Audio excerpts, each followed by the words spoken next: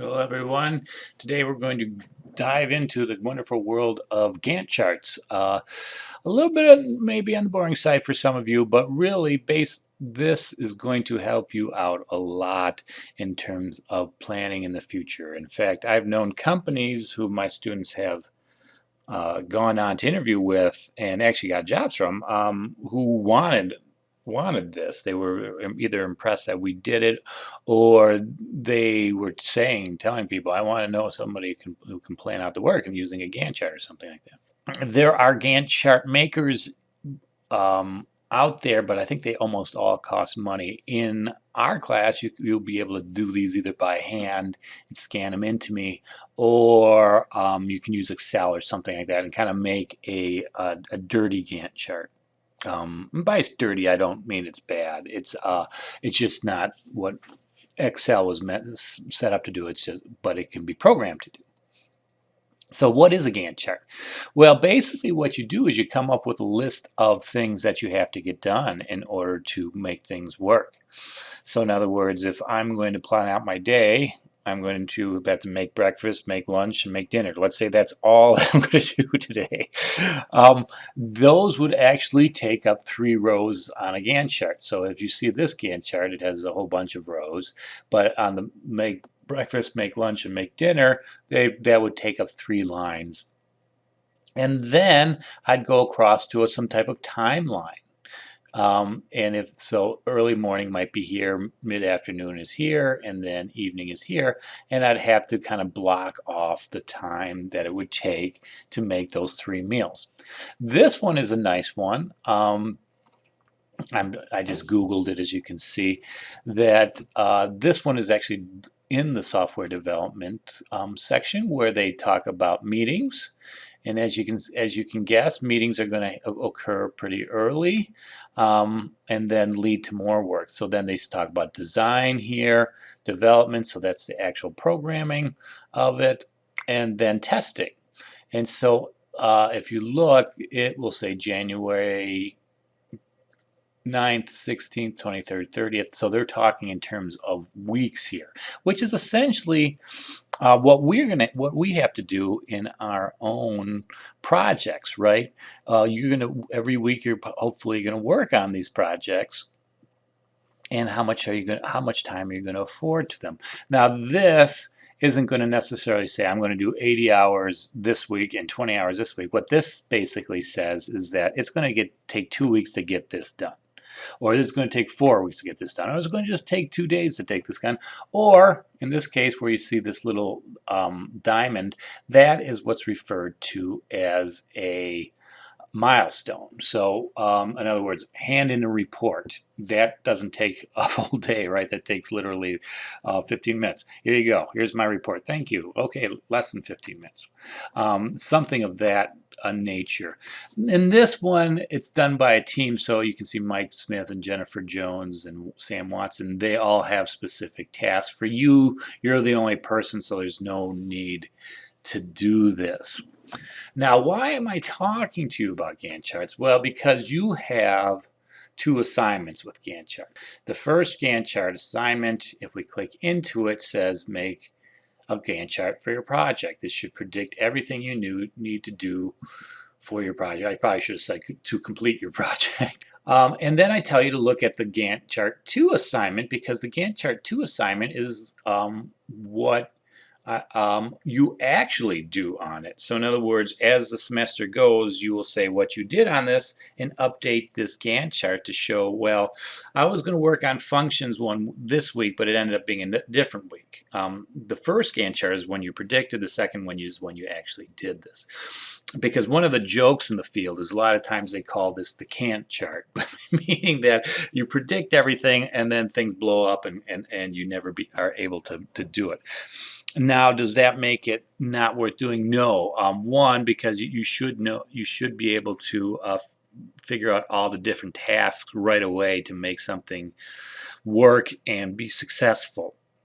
That's one part of it. And the second part of it is that the more you do this, the more accurate you become. I remember I was working in the Navy and we did these, and when we did them, a lot of times it would take twice as long. So guess what we did? We made everything 2 times as long. Now, why did things take 2 times as long? Well, sometimes it was just a matter of, oh, I forgot, I'm taking a vacation this week. Or, oh, this guy's been out sick for a few days. Or, oh, this guy got pulled onto another project. It isn't necessarily that the original Gantt chart was wrong. It was more a function of was when were we reasonably or actually going to be able to get this work done. So we might have actually approximated the amount of man hours correctly, but we didn't allot the correct times or days to do it. You'll see right here a Gantt chart folder. Don't go into that folder. I used to have these inside the folder, but I think people weren't finding them for some reason, so I ended up just indenting them here. And you can go ahead and open any one of these 4 examples of Gantt charts and use them for your homework. So I'll pick up one. I've already downloaded them. Here we go. This is a little short. Remember, on the project, there were 16 different things that you had to do. I would suggest doing at least 16 rows for something like this. This works okay. You can plug things in real easy. It's not a real beautiful chart, but it has a start date and an end date. So in the case of rule study, you can actually put in a new date in here. Now this was in 2011. Hopefully they've changed this by now, but if I change this to 9/11, enter, see how that bar jumped and it moved over a little bit. This bar is actually wrong. So I would suggest maybe not avoid this one.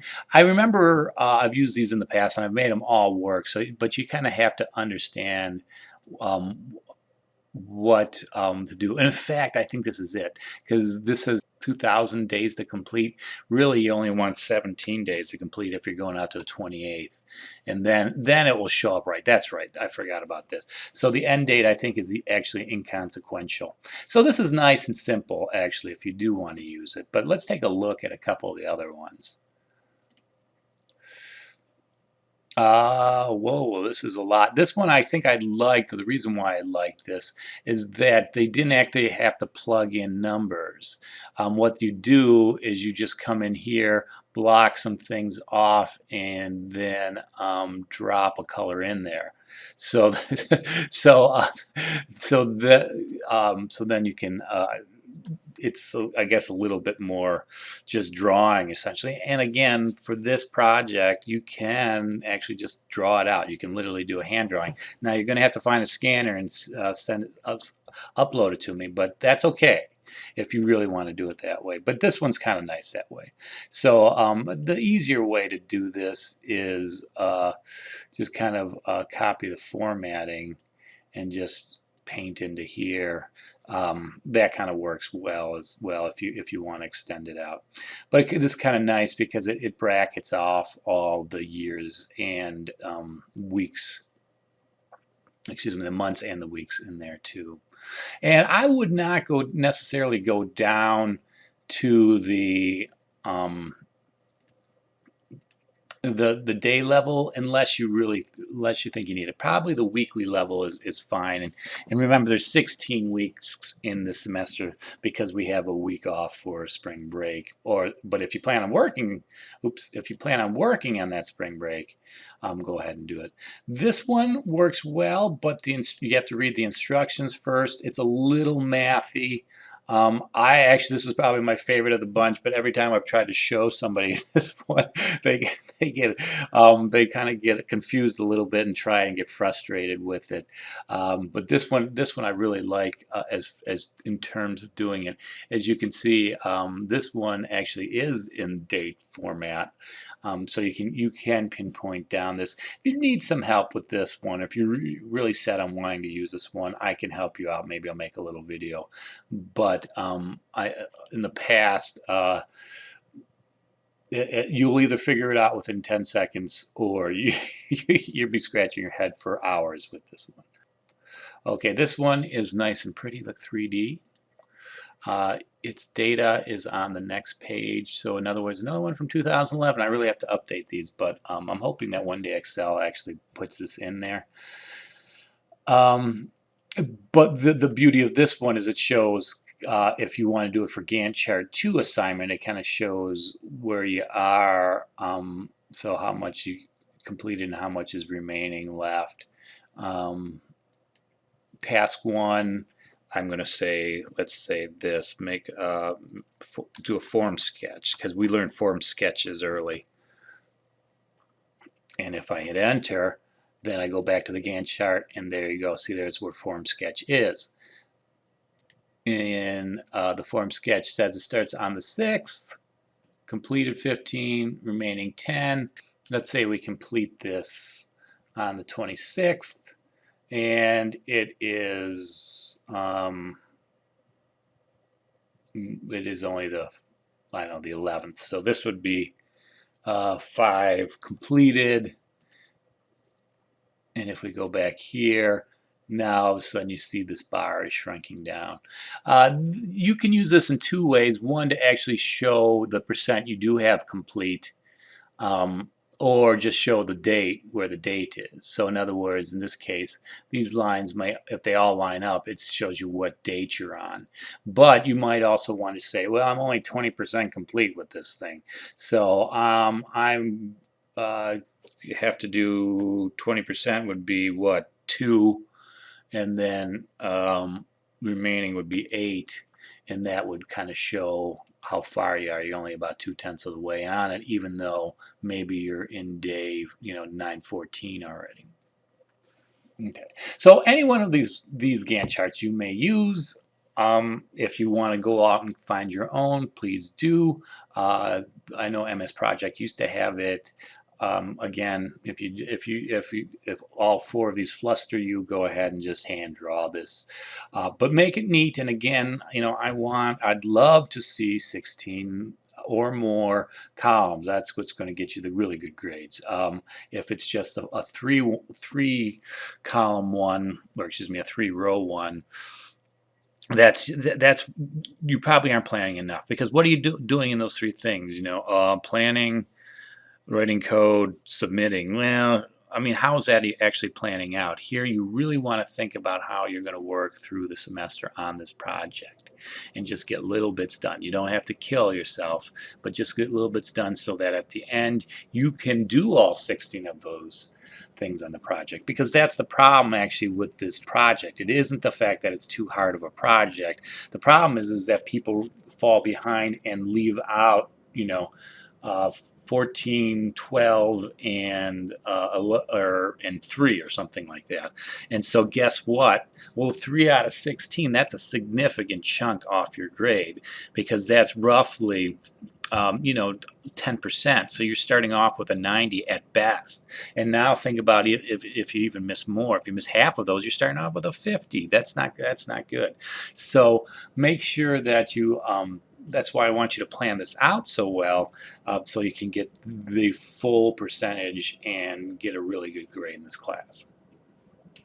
All right, we'll see you next time.